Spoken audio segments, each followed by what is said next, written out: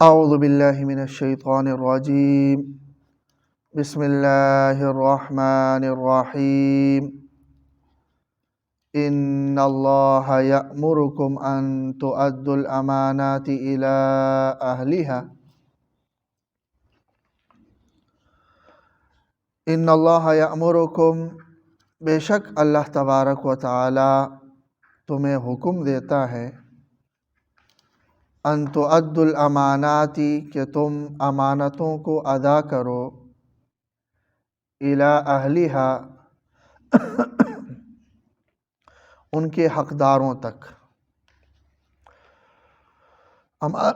امانتوں کو ان کے حقداروں تک ادا کرو، اس بات کا اللہ تبارک و تعالی تمہیں حکم دیتا ہے۔ تو امانات یہ جمع ہے امانتن کی، کہ امانتیں ان کے حقداروں کو ادا کرو۔ اس میں ہر قسم کی امانت داخل ہے۔ عام طور پر امانت کا تصور جو کسی کے پاس مال امانت رکھا ہو اسے قرار دیا جاتا ہے، لیکن یہ مال کے علاوہ بھی دوسری جو چیزیں امانتیں ہیں اس کو بھی شامل ہیں۔ مثلا اگر کوئی انسان ریاست کا سربراہ ہے، حکمران ہے، تو عوام کے حقوق اس کے پاس امانت ہے۔ کوئی آفیسر ہے تو یہ ساری جو ذمہ داری ہیں، یہ ذمہ داریاں اس کے پاس امانت ہے قوم کی۔ جہاں آپ کی رائے کا عمل دخل ہو تو رائے دینا بھی ایک قسم کی امانت ہے، کہ اگر آپ کسی کو ملازمت پر رکھنے کی رائے دیتے ہیں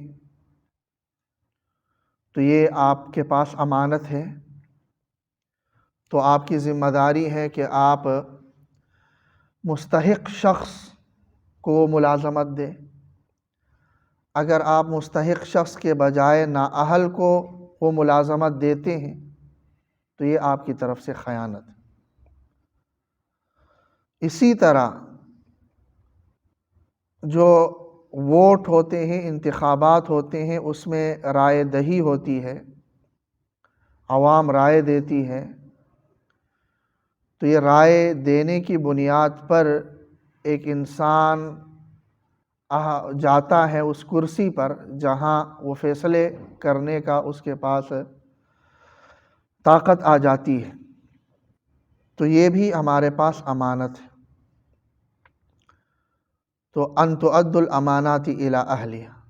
تو یہ امانت اس کے اہل تک، کہ جو اہل ہو اس تک پہنچانا،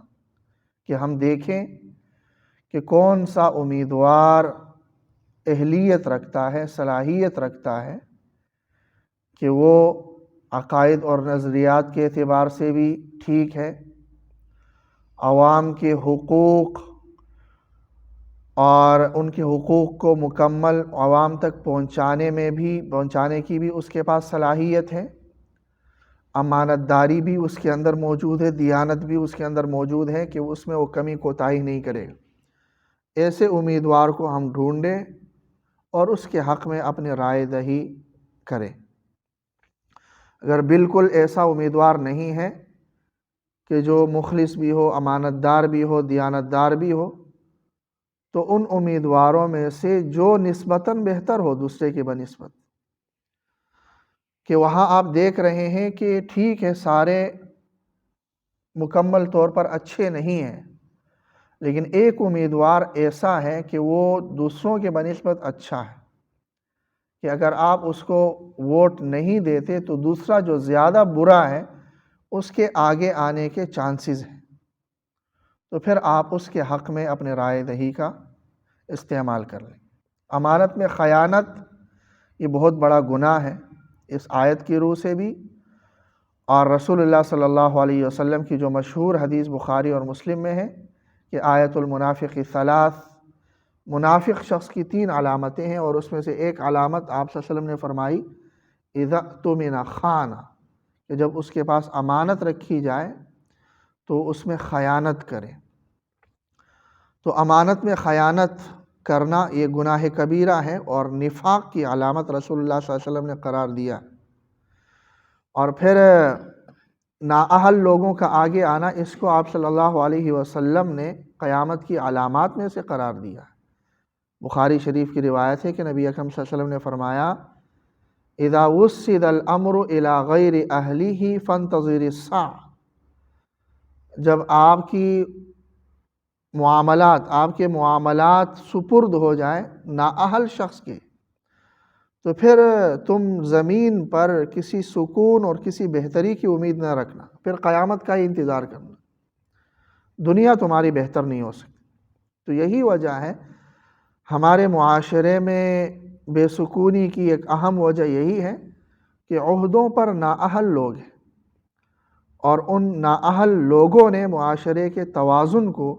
بگاڑ دیا ہے، تو اس کی وجہ سے مسائل ہوتے ہیں۔ تو اہل شخص ایک عہدے پر ہونا چاہیے جو اپنے عہدے کے ساتھ انصاف کر سکے، جو اس عہدے کی تحت اس پر جو امانتیں ہیں ان امانات کو صحیح طریقے سے ادا کر سکے۔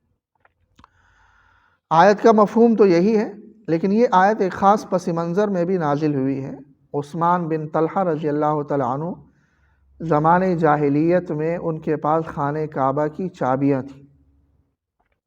اس زمانے میں بہت بڑا اعزاز تصور کیا جاتا تھا، خانہ کعبہ کی کوئی خدمت کسی کے سپرد ہو۔ آپ صلی اللہ علیہ وسلم کے چچا حضرت عباس رضی اللہ تعالیٰ عنہ کے ذمے ایک کام تھا، حاجیوں کو زمزم کا پانی پلانا، جس کو سقایا کہا جاتا تھا، اور حضرت ابو طالب کے اور ان کے اولاد کے ذمے جو کام تھا اس کو سدانہ کہا جاتا تھا، وہ بھی خانہ کعبہ کی خدمت تھی۔ یہ عثمان بن طلحہ یہ کلید بردار تھے خانہ کعبہ کے۔ تو مکہ مکرمہ میں نبی اکرم صلی اللہ علیہ وسلم نے ایک مرتبہ جب ان کے پاس آئے اور ان سے